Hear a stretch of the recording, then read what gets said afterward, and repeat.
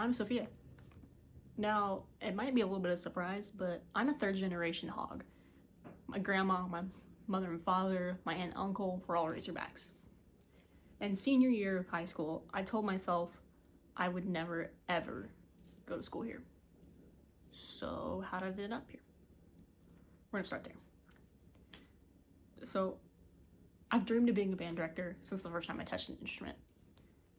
And throughout the years, as I rose through the ranks, switched instruments, that passion grew. And the hope of that career also grew. Like my entire career of being a musician, I've always been top 2 at my school, top 10 in the region, and at one point I was top 15 in the state. But by the time graduation rolled around, I was exhausted. Music was my life. 3 days a week, every weekend for 4 months. It was exhausting. I'd made countless friends and adopted kids and got into a relationship through band.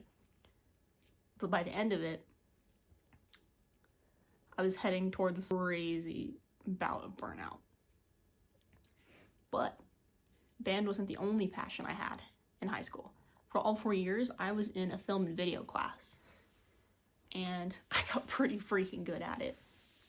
I made student announcements, fake commercials, short films, and I actually competed at the regional level all 4 years. I placed every year. And I absolutely loved that class. And still frequently visit that teacher who's like my school dad. So when college applications came around, I was still in denial. And I put myself down as a music education major. I had convinced myself that the only way I could be involved in music as much as I wanted to was to be a music major. But after several friends that are music majors and several adults talked me out of it, I realized that was a little BS. So I shifted to journalism the first day of band camp. And I've been journalism ever since. I think one of my favorite moments from life so far was, this is such a band kid thing to say, my very first Razorback football game as a band kid. One of my earliest memories as a kid was sitting in the absolute nosebleeds of the stadium watching a football game, and the commando band that runs around the stadium and plays pep tunes for people came up to the nosebleeds, and a tuba player high-fived me, and I credit that for the reason that I joined marching band. And just finally getting to be a part of something I've been witnessing my whole life was just life-changing.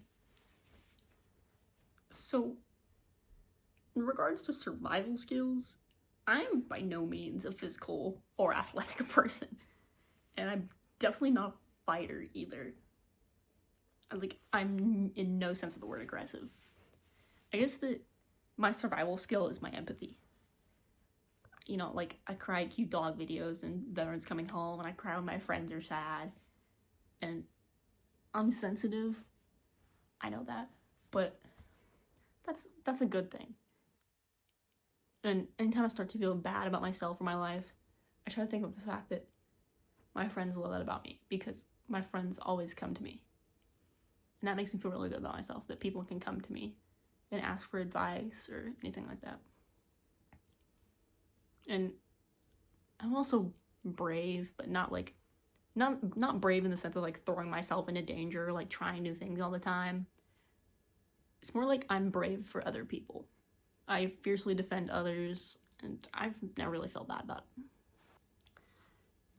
If I was on Survivor and had a chance to talk to one person,